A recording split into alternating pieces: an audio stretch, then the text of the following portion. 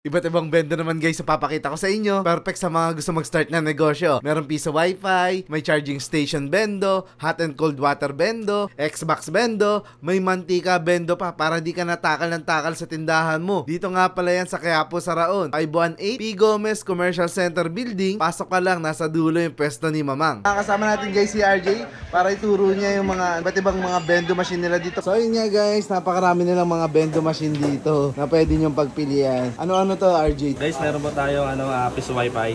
Piso wifi. Ito yung pang internet, ano? Opo, ito yung mga gamit sa mga mostly sa probinsya kung gusto nila mag-hulog-hulog para sa internet nila. Magkano yan? Piso talaga? Meron po kasi yung ginagamit namin na slot dito sir is universal po. Universal? Meron po piso, 5, 10 at saka 20 po. Para hindi na mahirapan ng kapalit-palit yung mga tao na. Ano siya, no? Hindi mapili. Hindi siya mapili. So ito pala yung instruction guys para makakonect kayo ng wifi. Kahit tatlong cellphone pwede. Ilang cellphone sir? Kahit 100 pala pwede kumonect dito. Grabe. Maganda yung ginagamit nilang coin slot kasi pwede 5 piso sa 20. Pwede sir. Pwede rin 20. Ayan, ito loob na sir. Ito yung loob. Halimbawa, yung 5 piso, ilang minuto yun? Depende naman sir sa customer sir kung ilang minuto ipapalagay nila, pwede naman siya ma-edit. Pwede siya i-edit? Pwede siya so, depende rin sa may-ari? Depende sa may-ari. Na bibili na to. So guys, halimbawa, gusto nyo magnegosyo na ganito, nasa sa inyo pala kung ilang minuto. Pero kadalasan? Standard kasi nito sir, sa piso is 10 minutes. Piso? 10 minutes sa piso. Ang haba na pala, no? Oo, haba. Tapos magta-times lang naman yung So yung mga isang oras? Mga sir, mga 5 piso kasi sir, nasa 2 oras na sir. Talaga? Sulit pa rin mga ganito, no? Kaya pala tinatangkilik ng mga tao. Kaya nga guys, pag napapanood nyo sa FB, marami din na negosyong ganito. Napaka-budget friendly sa mga walang wifi. So RJ, magkano yung piso wifi? Sir, sa bigayan namin dito is 6.3. Pero depende yun sa antenna na gusto ng customer sir. So may mas malakas pala. Kung mag-request yung customer na mahaba yung range, pwede namin pahabaan yung range na babase sa antenna. Mas malawak. Pero pinakamura? Ito yung 6.3 po. 6.3. 6,300 guys ang isang piso wifi na pang negosyo na. Tapos universal na yung coin slot. So ito pa guys, yung malupit sa kanila, meron silang automatic tubig machine, ATM kung tawagin dito. RJ, magkano yung ganito? Naman sa ATM tubig ng sir is 10.5 po yan sir. 10.5. Hot and cold.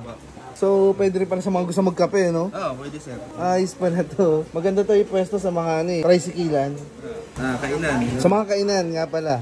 Ayan, sa mga kainan. Sa mga terminal, ito. Malamig talaga yung tubig. Malamig po. Saka mainit guys, ang galing yun. Magkano hinuhulog dito? Piso lang po sir. Piso lang?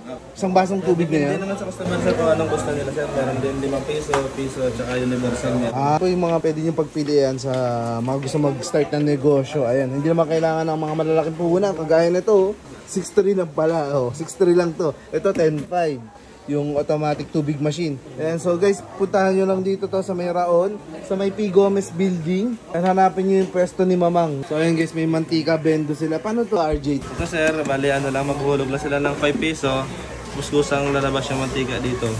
Ang binabase nito sir sa kadamihin ng mantika sir is yung time po.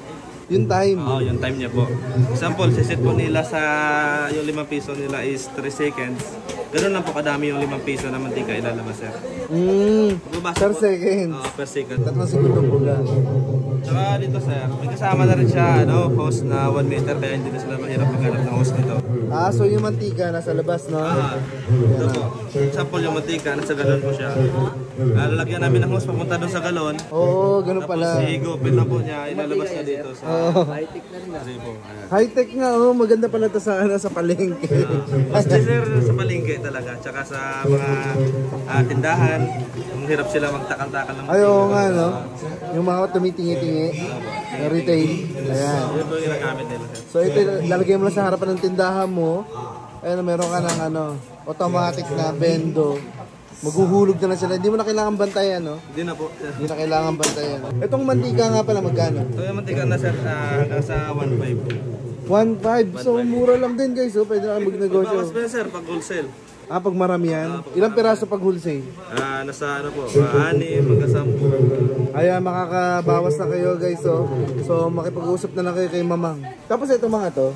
Ito sir, pang ano po sir, pwede sa pang car wash. Oo. Car wash na hulog-hulog din.